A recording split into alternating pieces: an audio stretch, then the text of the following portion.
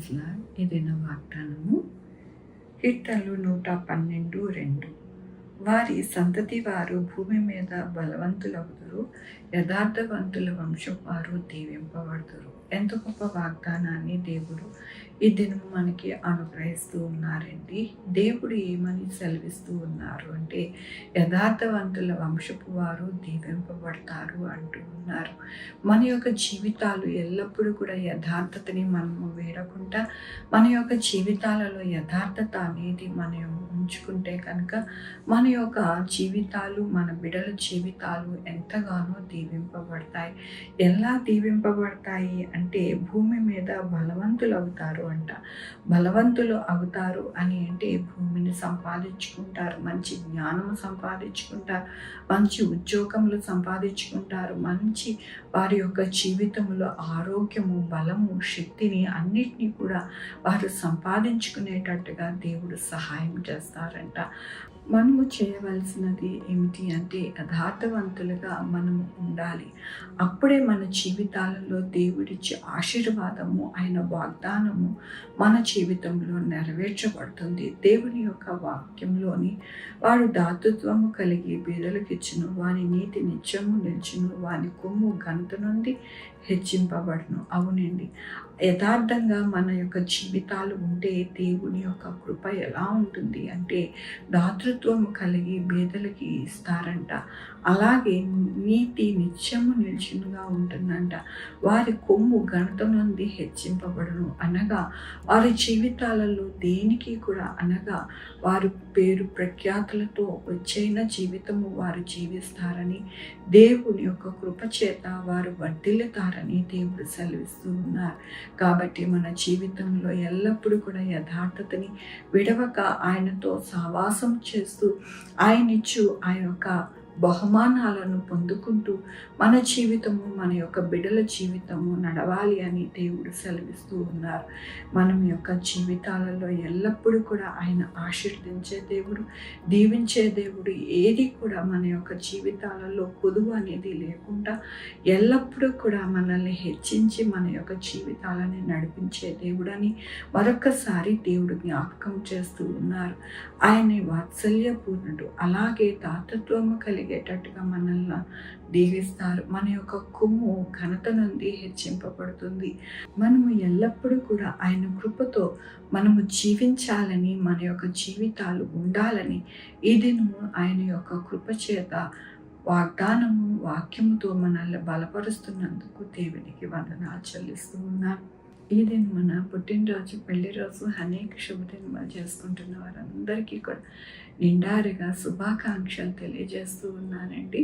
మీ జీవితంలో దేవుని యొక్క ఆశీర్వాదము, ఆయన బహుమానము, ఆయన దీవెన మీకు కలుగునుగా ప్రార్థించుకుందామండి. యెహోవా దేవా, నా తండ్రి, నా ప్రభువా, మీ కృపా కనికరస్తాన్ని బట్టి నీకు వందనాలు, స్తుతులు, స్తోత్రం చెల్లించుకుంటున్నా.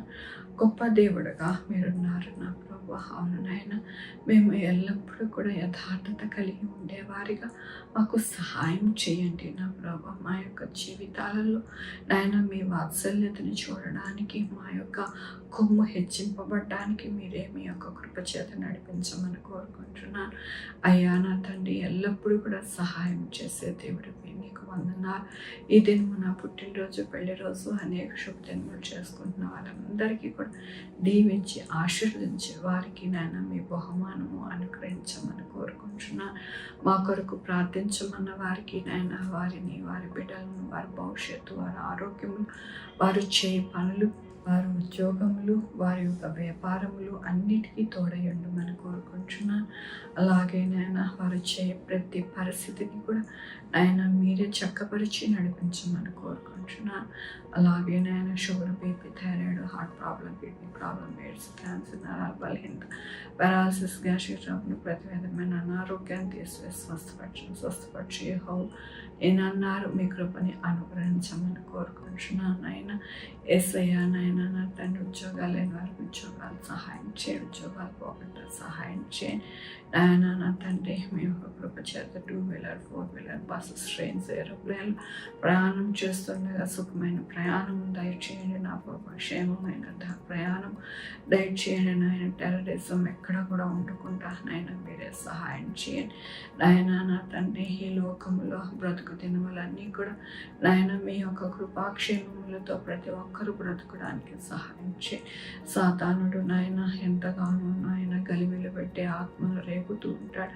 కానీ నాయన మీ యొక్క కృపతో నాయన ప్రతి ఒక్కరికి నాయన ఆ గలిబిల ఆత్మను తీసివేసి చక్కటైన ఆత్మను అనుగ్రహించి టెర్రరిస్ట్ కానీ అలాగే నా ప్రభా మరి దేశం మీద దేశం రేగే మనసు కానీ లేకుండా నాయన తీసివేసి నాయన ప్రతి ఒక్కరూ మనశ్శాంతితో బ్రతకడానికి మీ కృపని అనుగ్రహించమని కోరుకుంటున్నాను. ప్రతి ఒక్క దేశంలో నాయన నా తండ్రి ఎటువంటి కొరత ఇబ్బంది లేకుండా సహాయం చేయండి. దాని కల్చర్ తీసివేసి నాయన నా తండ్రి మంచి ఆత్మతో నాయన ప్రతి ఒక్కరిని నడిపించలాగా సహాయం చేయండి. అలాగే నాయన వ్యభిచారమైన మనసుని తీసివేయండి నా ప్రభు.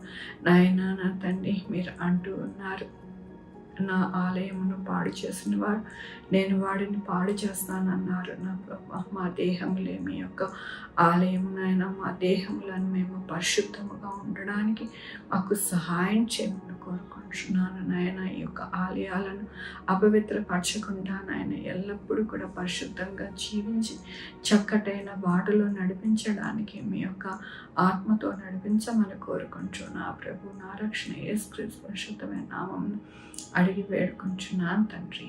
ఆమె తండ్రి కుమార పరిశుద్ధాత్మ సదాకాలం మనందరికీ తోడై ఉండునుగాక. ఆమె. God bless you.